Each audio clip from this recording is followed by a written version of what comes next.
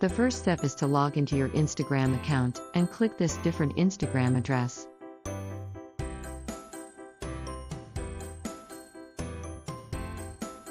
Use this Instagram address to delete your Instagram account.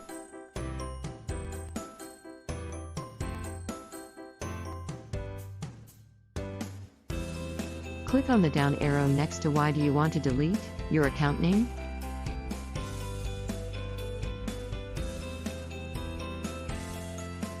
Click to select one of the available reasons.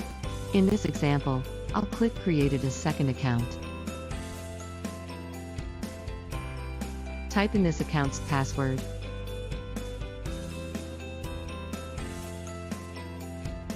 You'll be notified that your account will be hidden for 1 month before it is permanently deleted. Click delete your account name.